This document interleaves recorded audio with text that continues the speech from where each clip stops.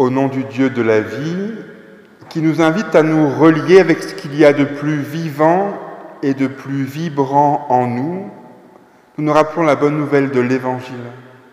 Qui que vous soyez, d'où que vous veniez, quelle que soit votre histoire de vie, quelles que soient vos forces, vos blessures, vos faiblesses, quelles que soient vos convictions, quelle que soit votre sensibilité religieuse, quelle que soit votre humeur et votre état d'esprit ce matin, tel que vous êtes, comme vous êtes, avec toute votre réalité de vie, la grâce et la paix vous sont données gratuitement de la part de Dieu notre Père, de Jésus-Christ notre Sauveur et notre Frère, et du Saint-Esprit, le souffle de vie. Amen.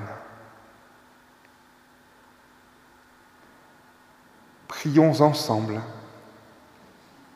M'ouvrir à toi, Seigneur, pour te laisser entrer dans ma vie, même si cela doit m'étonner, même si cela doit me déranger. Je t'en prie, Seigneur, viens comme tu es. Bénis ce temps de face à face avec toi, d'écoute de ta parole et de communion avec mes frères et sœurs en Jésus-Christ. Amen. Mettons en éveil notre intelligence, mais aussi notre cœur à la présence de Dieu. Invoquons par le chant le nom du Seigneur.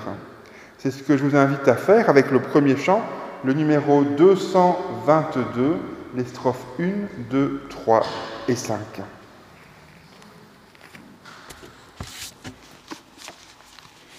Tidadam, tida, tida.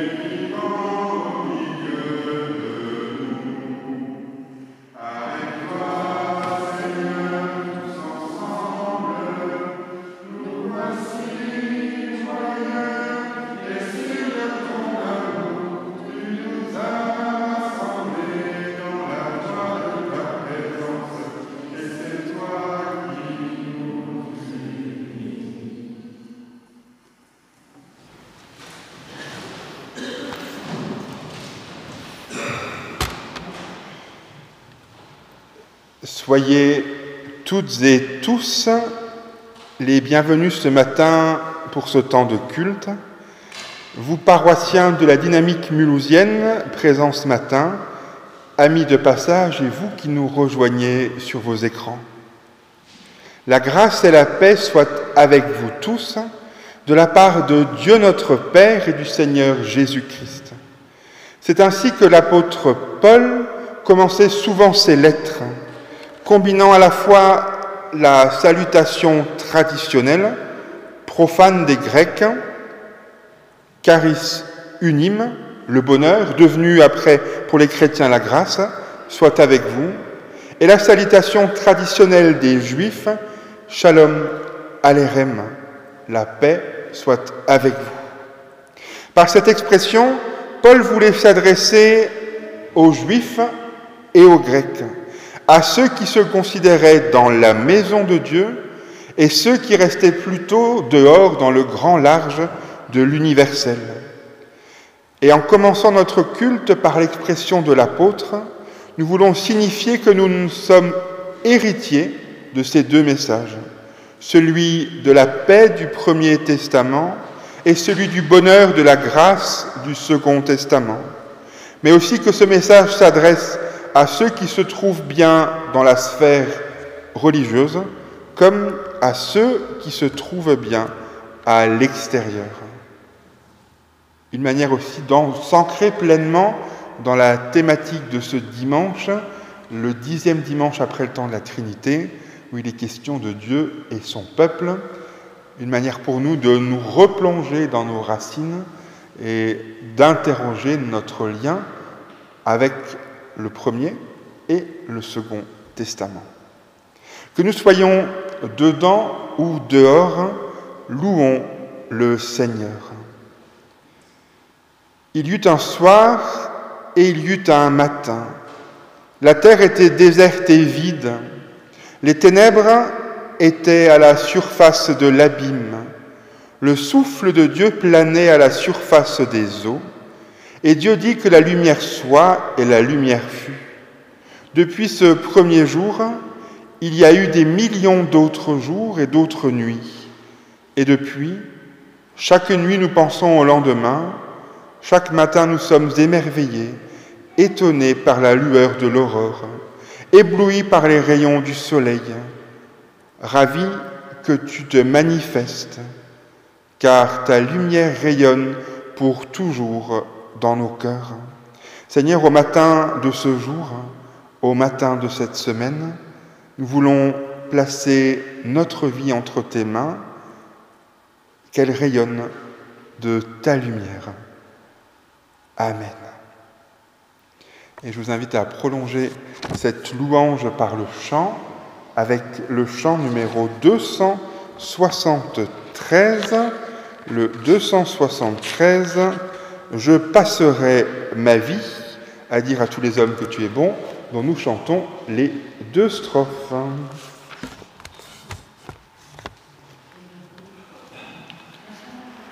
Le 273, les strophes 1 et 2. Il n'y a pas de strophe 3, c'est pas la peine de la chercher, il n'y en a que 2.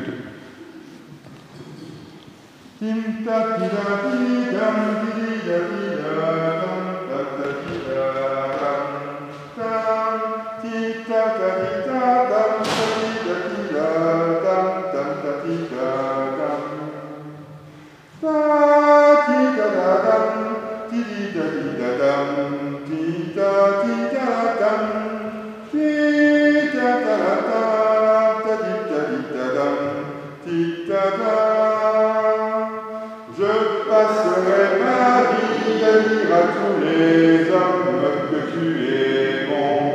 Oui, je passerai ma vie à dire à tous mes frères que tu es bon. Oh, donne à mon cœur le rythme de la joie, oh Seigneur avec moi. Oh, donne à ma voix le rythme de ton cœur, oh Seigneur. Je passerai ma vie à dire à tous les hommes que tu es bon. Oui, je passerai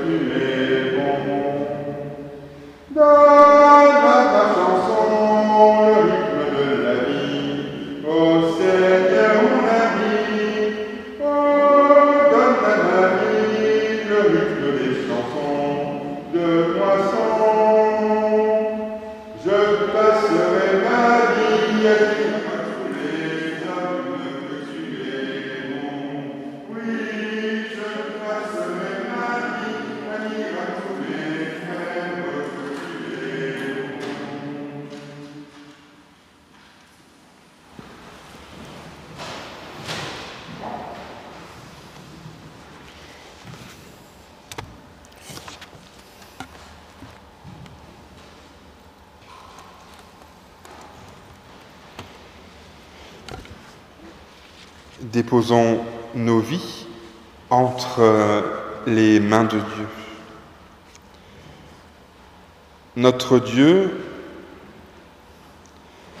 c'est ta présence que nous te demandons, non seulement pour cet instant de prière, mais pour toute notre vie. Nous avons besoin d'être convaincus que tu es là, que tu nous accompagnes, que nous ne sommes pas seuls, abandonnés à nous-mêmes. Donne-nous de porter dans nos cœurs ta lumière et ta chaleur. Donne-nous les forces nécessaires pour notre tâche quotidienne, dans les difficultés et les épreuves de la vie. Apporte-nous ton réconfort. Ce n'est pas seulement auprès de nous, mais auprès de tous les êtres humains que nous te demandons d'être présents. Que ton évangile rayonne sur cette terre et que partout, ton Esprit Saint suscite des ouvriers pour ton royaume. Seigneur, voici nos vies avec leurs forces et leurs faiblesses, avec nos limites et nos contradictions. Viens y faire rayonner ton amour. Amen. Seigneur, reçois, Seigneur, pardonne notre misère et nos péchés, et ce pardon que tu nous donnes, enseigne-nous à le donner.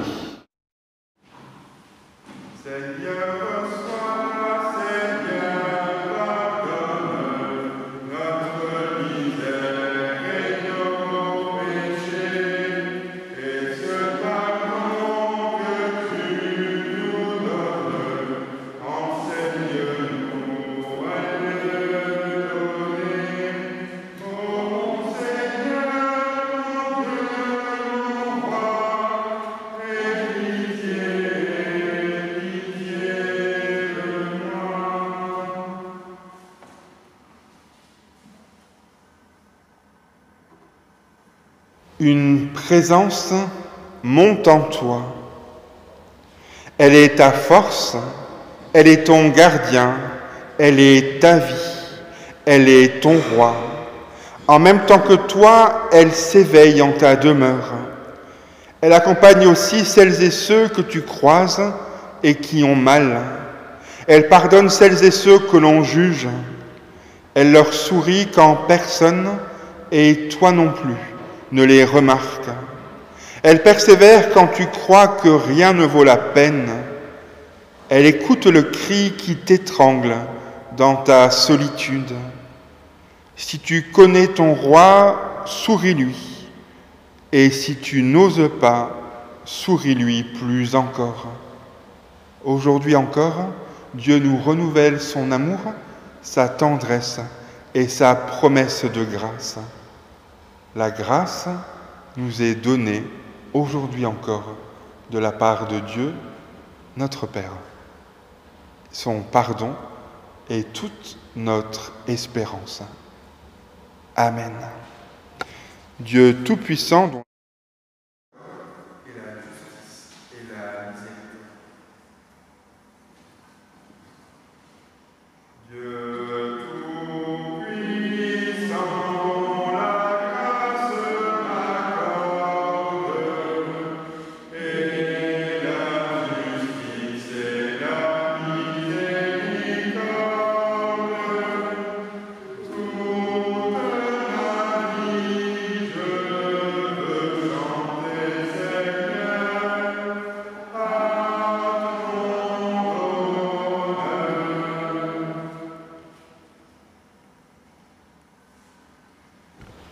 Et je vous invite à vous associer avec cette expression de foi écrite par le comité central du Conseil œcuménique des Églises à Utrecht en 1972, cette confession de foi à laquelle nous répondrons par le chant avec le premier répond de la liturgie, gloire soit au Saint-Esprit, gloire soit à Dieu le Père. Et je vous invite, si vous le pouvez, à vous lever. Nous croyons au Dieu de l'humanité, de l'univers tiré du chaos, mouvement et réflexion, joie de l'existence. Ô Dieu, nous nous tournons vers toi. Nous croyons au Dieu de l'être humain, image de Dieu et sa ressemblance. L'être humain, esprit et poussière, misère et orgueil, Abel et Caïn, meurtre et sang versé, écoulement des siècles, tumulte des nations. Dieu de l'homme, nous nous tournons vers toi. Nous croyons au Dieu des muets et des insignifiants, des bâtisseurs de bâtiments jamais finis, Dieu d'êtres humains qui, comme nous, espèrent la paix sur la terre. Ô Dieu, nous nous tournons vers toi. Nous croyons au Dieu de Jésus, le Fils, l'un d'entre nous, proche de nous et présent, accueillant, guérissant, libérant, ressuscitant, crucifié sur les croix du nord et du sud, de l'est et de l'ouest. Dieu de Jésus, Dieu de l'Esprit, nous nous tournons vers toi. Amen. Gloire soit au Saint-Esprit, gloire soit à Dieu le Père.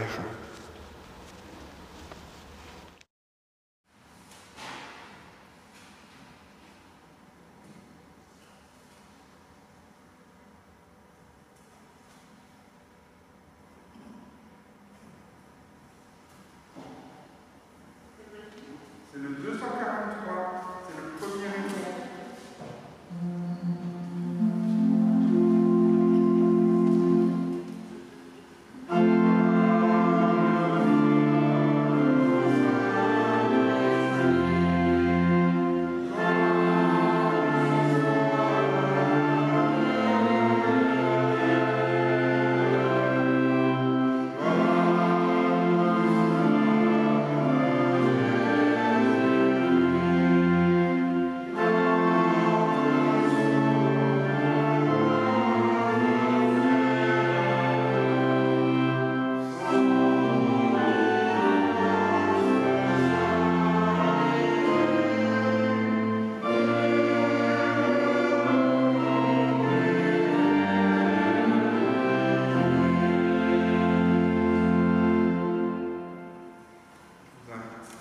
À reprendre place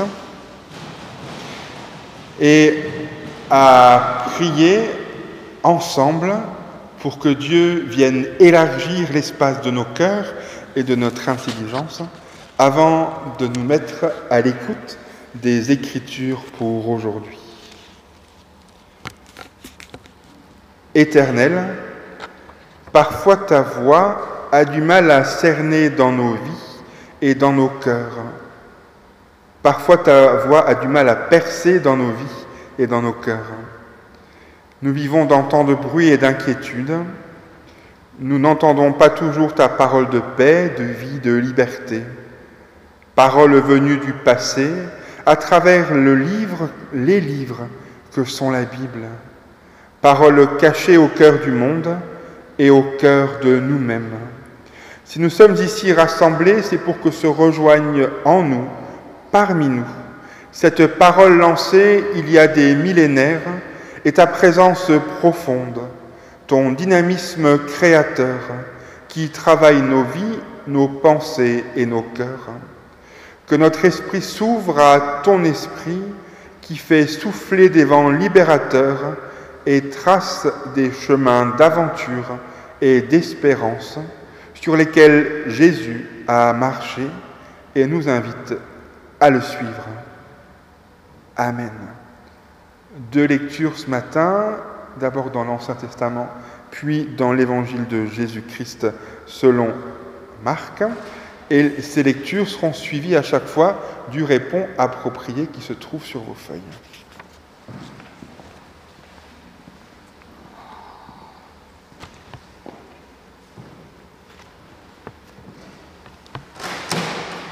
Dieu propose une alliance au peuple d'Israël.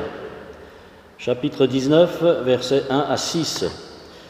Les Israéliens quittent Réphidim le 3e mois après leur sortie d'Égypte. Le 1er jour du mois, ils arrivent au désert du Sinaï et ils installent leur camp dans le désert en face de la montagne. Moïse monte pour rencontrer Dieu. Le Seigneur appelle Moïse du haut de la montagne et lui dit : « Voici ce que tu diras aux gens de la famille de Jacob, les Israéliens. Vous avez vu vous-même ce que j'ai fait aux Égyptiens. Vous avez vu comment je vous ai amenés ici auprès de moi. Je vous ai portés comme sur les ailes d'un aigle. Et maintenant, si vous écoutez mes paroles et si vous respectez mon alliance avec vous, vous serez pour moi comme un trésor parmi tous les peuples. Oui, le monde entier est à moi, mais vous serez pour moi un royaume de prêtres, un peuple choisi pour me servir. Voilà ce que tu diras aux Israéliens. » Magnifique est le Seigneur, tout mon cœur pour chanter Dieu. Magnifique est le Seigneur. Alléluia.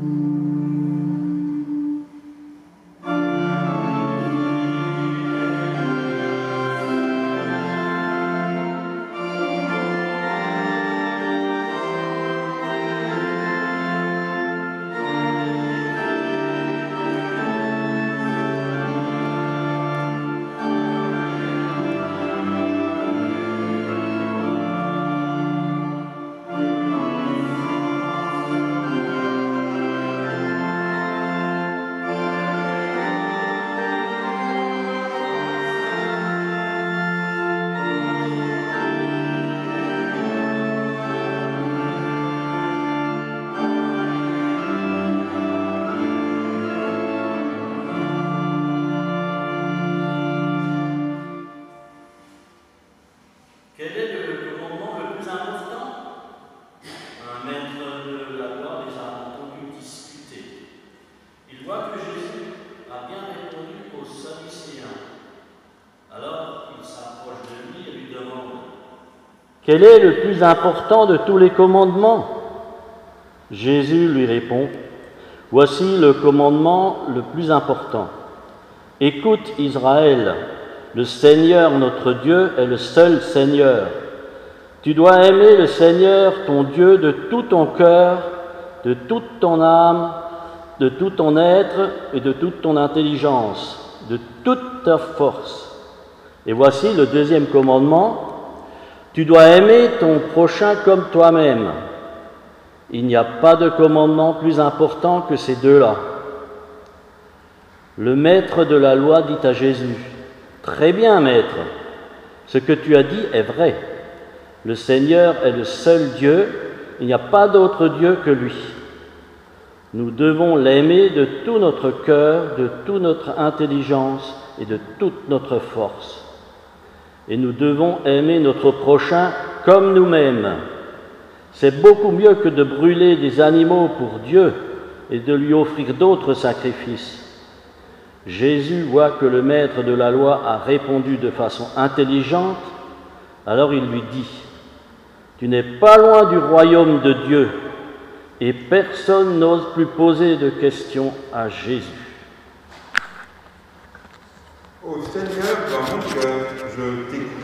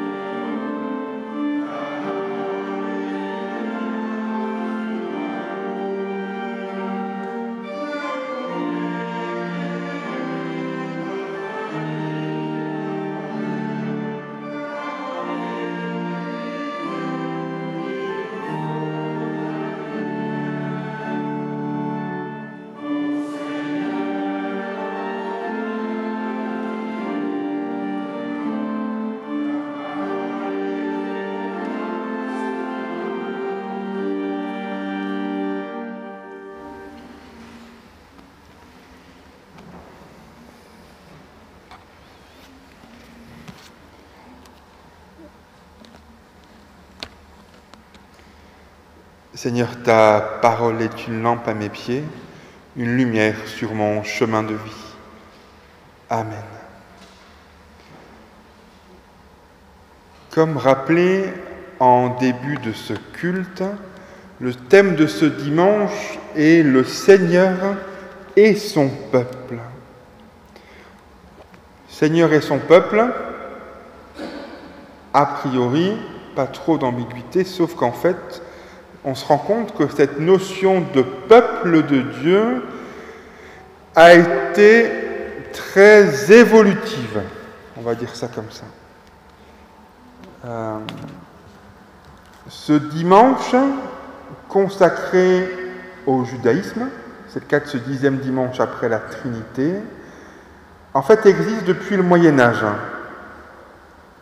Un dimanche consacré au judaïsme, aux Juifs, à Israël, au lien entre le peuple initialement élu et l'Église.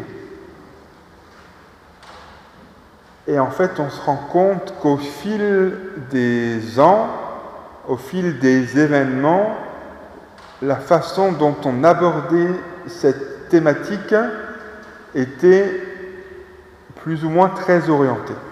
On va dire ça comme ça. Il y a eu cette période, ces moments, ces temps, où en fait,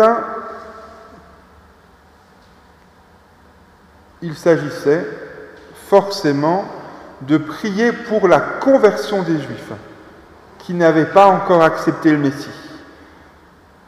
S'il y a une nouvelle alliance, c'est qu'il y a forcément une ancienne alliance, donc, entre guillemets, elle est obsolète. Il faut pousser, prier pour que le peuple juif se convertisse. Une belle illustration, enfin belle, en tout cas artistiquement belle illustration de cette thématique-là, quand vous êtes place du Château à Strasbourg, quand vous avez derrière vous le Palais des Rohan et à votre droite le lycée Fustel de Coulanges, vous êtes devant un portail, deux portes en fait qui sont juste derrière l'horloge astronomique, et vous avez là deux statues, l'allégorie de la synagogue et l'allégorie de l'église. L'église très droite, triomphante, majestueuse, et là très élancée, et de l'autre côté la synagogue, les yeux bandés, elle ne voit pas, elle ne veut pas voir, et sa lance brisée, cassée. En tout cas, elle ne veut pas voir. Pendant très longtemps, dans nos campagnes, on disait les Juifs, c'est ceux qui ont crucifié Jésus, ceux qui ne veulent pas de Jésus. On s'est pensé, souvent nous, comme étant plus approfondis, plus avancés, nous sommes au bénéfice de quelque chose de nouveau, à eux de l'accepter. L'autre angle d'attaque, donc je parlais de cette nouvelle alliance, je parlais de cette question aussi, c'est le peuple qui a tué Jésus. L'autre angle d'attaque a été parfois de confondre le peuple d'Israël avec l'État d'Israël et en faire un temps de prière pour l'État d'Israël. Au-delà de ça, avouons-le, notre relation au judaïsme n'a pas toujours été apaisée. On dénombre les nombreux moments de l'histoire où l'Église était pleinement bercée d'un antisémitisme non dissimulé. C'est eux qui ont tué Jésus. C'est une expression ancrée quand même et apprise par certains dans les cours de catéchisme à une certaine époque. Un acte fort a sans doute été pris, en tout cas une prise de position officielle de l'Église, en plein cheminement, en pleine montée vers 2017 et le 500e anniversaire de la Réforme. Alors que d'un côté, on se souvenait de la figure de Martin Luther, de l'autre, une prise de distance officielle de l'Église. Des propos antisémites de Luther a été faite, en présence des représentants de la communauté juive d'Alsace.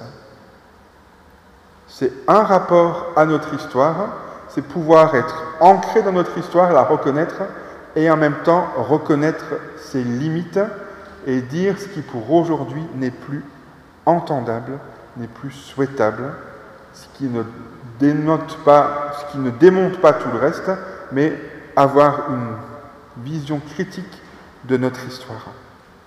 Le christianisme contemporain est héritier de cette ambivalence. Prier pour une conversion, prier juste pour une reconnaissance, nouvelle alliance, ancienne alliance. Aujourd'hui, quand nous parlons de nouvelle alliance, nous devons avoir à l'esprit qu'elle n'est pas nouvelle, dans le sens qu'il y a une ancienne, dépassée, périmée, obsolète, mais elle est nouvelle parce qu'elle est neuve, renouvelée, réaffirmée. C'est, je trouve, une lecture plus décomplexée et moins problématique de cette notion de nouvelle alliance. De même qu'aujourd'hui, quand on parle du peuple d'Israël, il nous faut nous souvenir que le mot ne désigne pas le peuple qui habite dans ce pays, cet État appelé Israël, mais c'est le peuple d'une généalogie, le peuple justement des descendants d'Israël, c'est-à-dire Jacob qui a été nommé dans le texte de l'Exode qu'on a entendu, des descendants du peuple d'Israël, des descendants de Jacob, qui entend Dieu lui dire, après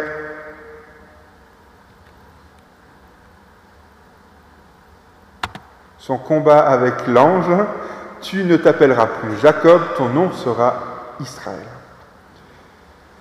Quand aujourd'hui nous parlons du peuple de Dieu, nous pouvons nous y inscrire pleinement, sans forcément qu'il se fonde, qu'il se colle à nous, qu'on fusionne. L'Église n'est pas devenue le peuple de Dieu par substitution au peuple initialement élu. Mais les chrétiens sont au bénéfice de la promesse de Dieu faite aux patriarches, faite aux matriarches, faite à ce peuple qui était déjà en relation avec ce Dieu unique. Si nous ne sommes pas des descendants de cette promesse par la chair, nous le sommes par l'Esprit. L'apôtre Paul dit cela dans l'Épître aux Romains en parlant de l'Église qui a été greffée sur le tronc du peuple d'Israël. Un cadre posé, maintenant à nous de faire nôtre l'intention de ce dimanche, Dieu et son peuple.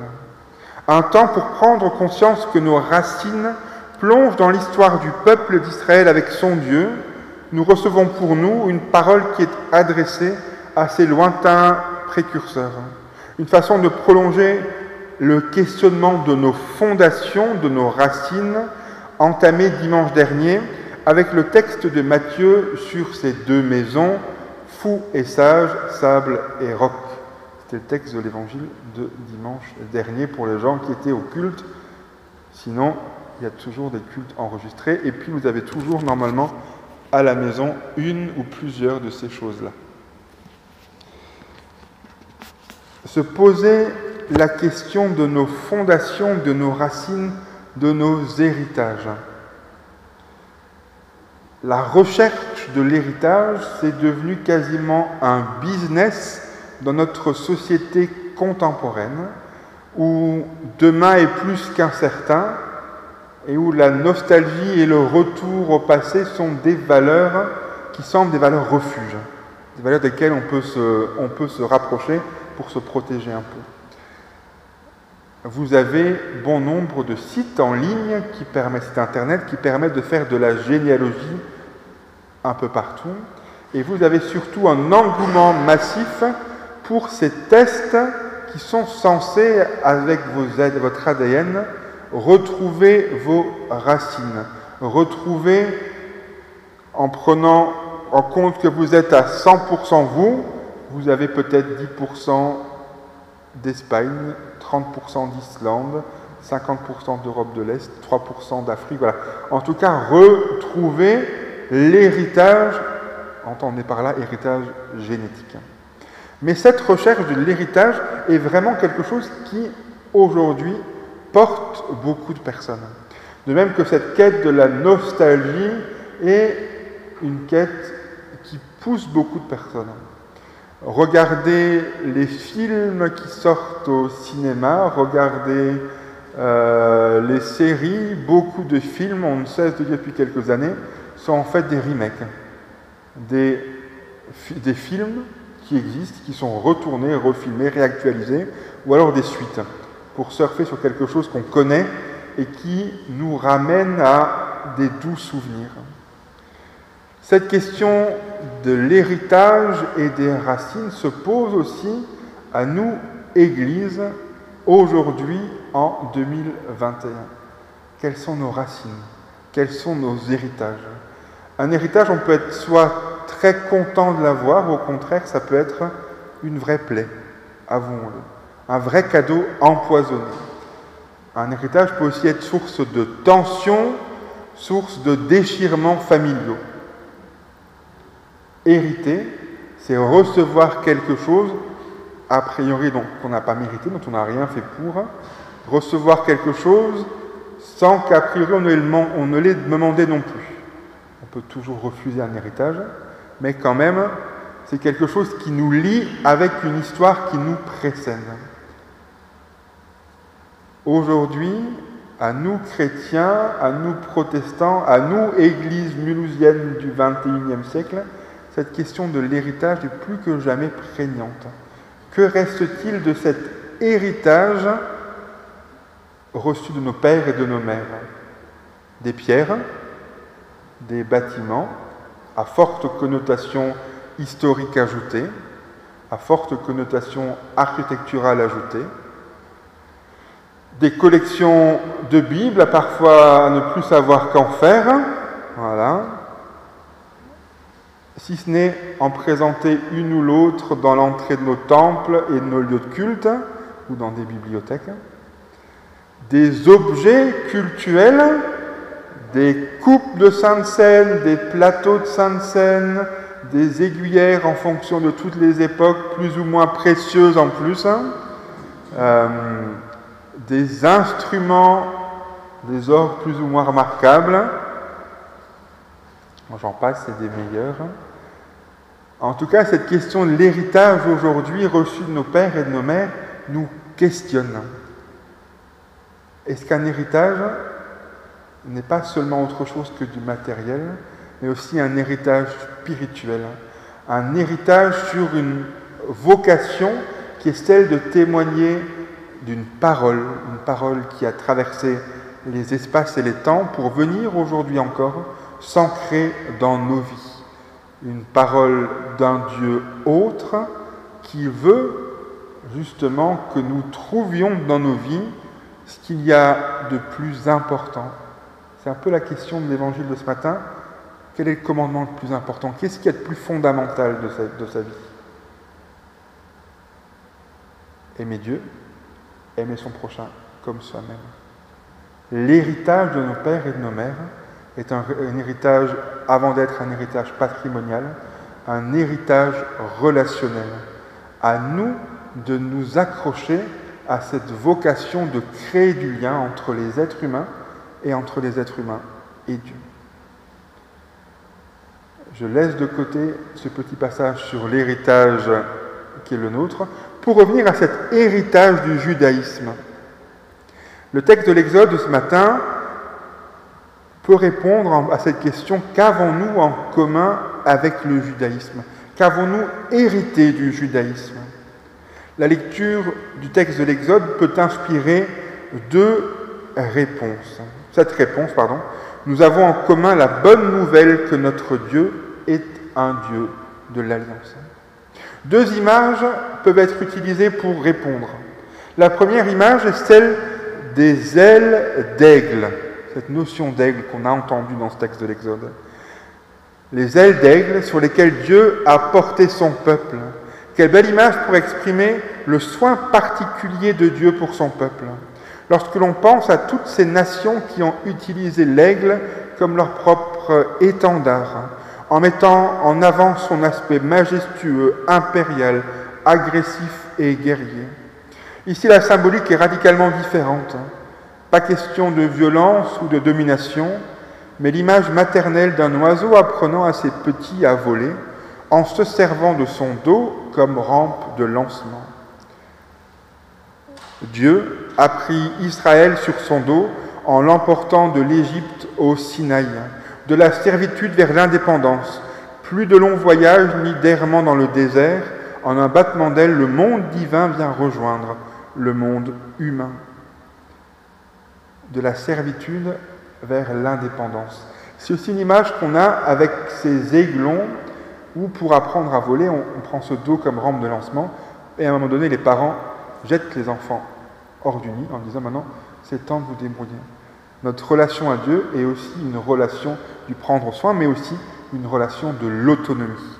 Pouvoir devenir autonome, pouvoir répondre de ses choix et faire ses choix. Cette image peut nous inciter à relire nos histoires personnelles autrement, en prenant de la distance, voire de l'altitude.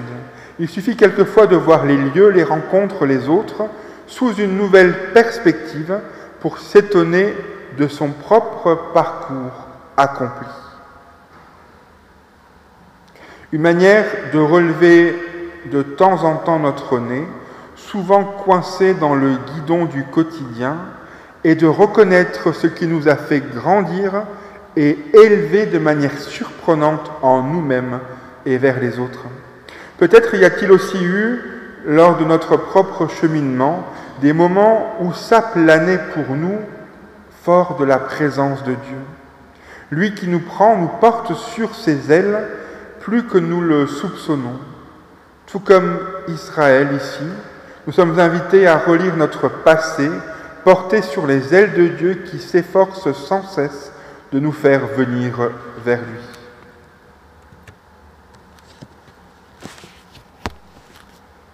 La deuxième image est cette image d'une prise de distance. Moïse, à un moment donné, doit prendre du recul par rapport au mont Sinaï. Elle vient poursuivre cette histoire, cette image de l'indépendance de l'aiglon. Nous ne pouvons prendre pleinement l'envol de notre vie, de nos vies, qu'en prenant du recul, qu'en prenant la distance sur nos réalités.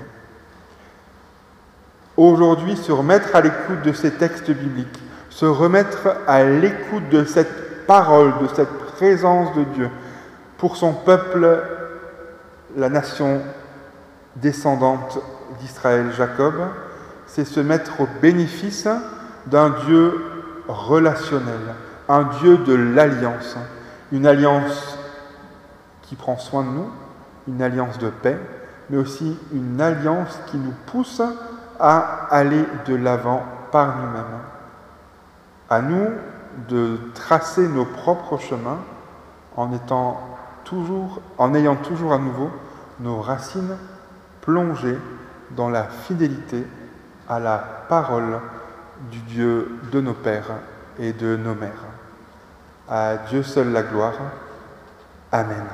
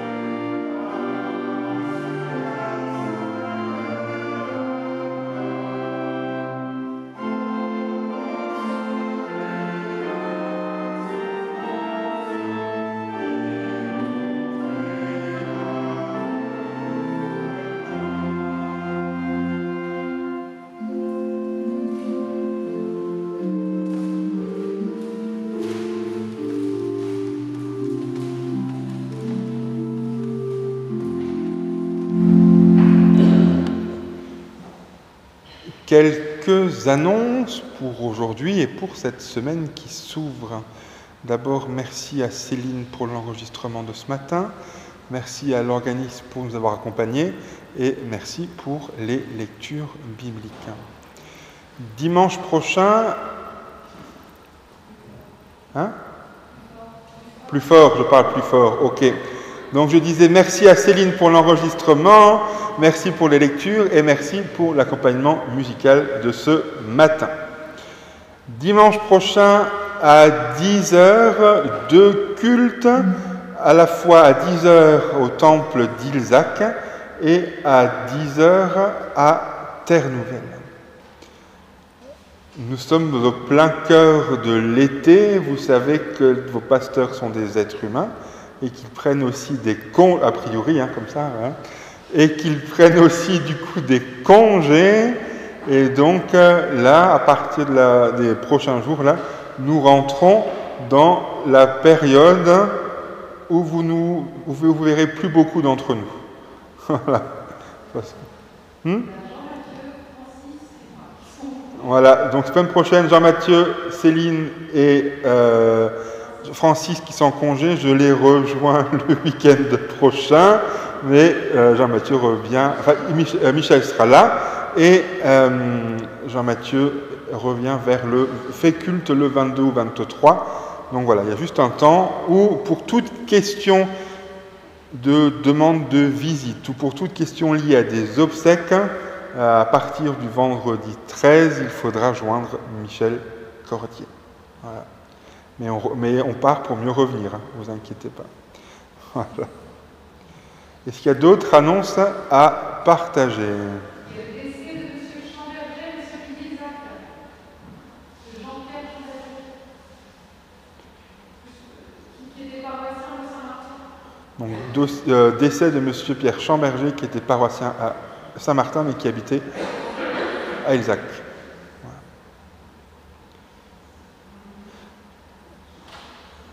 Dimanche après dimanche, comme depuis le début de cette pandémie, l'offrande sera recueillie à la sortie,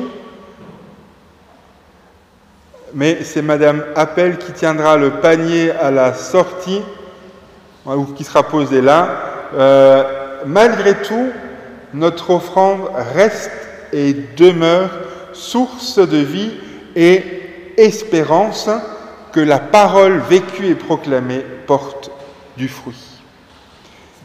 Unissons-nous dans la prière, les uns pour les autres et les uns avec les autres. Seigneur Dieu de la vie, nous te disons merci pour cette communauté, pour nos communautés, où tu nous offres de partager conviction et questionnement, louange et écoute, chant et silence. C'est en confiance que nous te remettons ton Église, pour que tu lui confortes dans son identité, que tu la confortes dans son identité et lui ouvres des perspectives nouvelles. Nous te disons merci parce que tu nous permets de vivre les uns avec les autres, dans une harmonie que tu offres et nous fais toujours à nouveau retrouver. C'est en confiance que nous te remettons ces amis, ces proches, ces connaissances, avec lesquels il fait bon cheminer ensemble. Nous te disons merci parce que tu nous permets de restaurer des relations compromises. C'est en confiance que nous te remettons ces sœurs et frères, avec lesquels nous avons parfois tant de mal à avancer sur un même chemin. Nous te disons merci parce que tu nous permets de nous reconnecter à la vie, à nous-mêmes, à qui tu nous offres d'être. C'est en confiance que nous nous remettons nous-mêmes entre tes mains pour te dire, d'un même cœur et d'une même voix, Notre Père qui es aux cieux, que ton nom soit sanctifié, que ton règne vienne, que ta volonté soit faite sur la terre comme au ciel. Donne-nous aujourd'hui notre pain de ce jour. Pardonne-nous nos offenses, comme nous pardonnons aussi à ceux qui nous ont offensés. Et ne nous laisse pas entrer en tentation, mais délivre-nous du mal, car c'est à toi qu'appartiennent le règne, la puissance et la gloire, au siècle des siècles. Amen. Avant de reprendre nos chemins de vie, je vous invite encore et de recevoir de la part de Dieu une parole d'envoi et de bénédiction. Je vous invite à chanter au numéro 421 les 4 strophes. Le 421, les 4 strophes.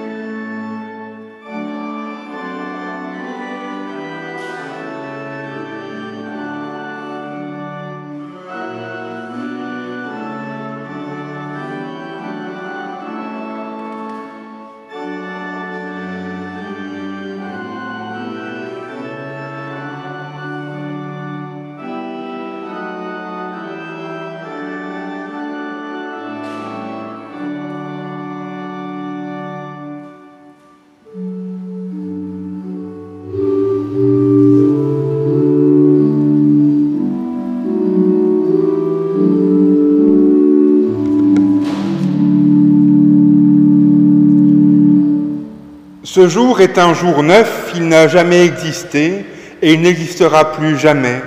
Prenez donc ce jour et faites-en une échelle pour accéder à de plus hauts sommets. Ne permettez pas que la tombée du jour vous trouve semblable à ce que vous étiez à l'aube. Faites de ce jour un jour unique, un jour mémorable. Enrichissez-le et ce faisant, enrichissez-vous. Ce jour est un don de Dieu, il n'est donc pas quelque chose d'ordinaire, de fortuit, quelque chose qui va de soi. Il vous est spécialement offert, prenez-le entre vos mains avec un sentiment de gratitude, de reconnaissance et de ferveur. Le Dieu de l'espérance nous comble de toute joie et de toute paix dans la foi, afin que nous débordions de reconnaissance, d'espérance, par la puissance de l'Esprit. Amen. Bon dimanche à vous toutes et à vous tous, et bonne semaine.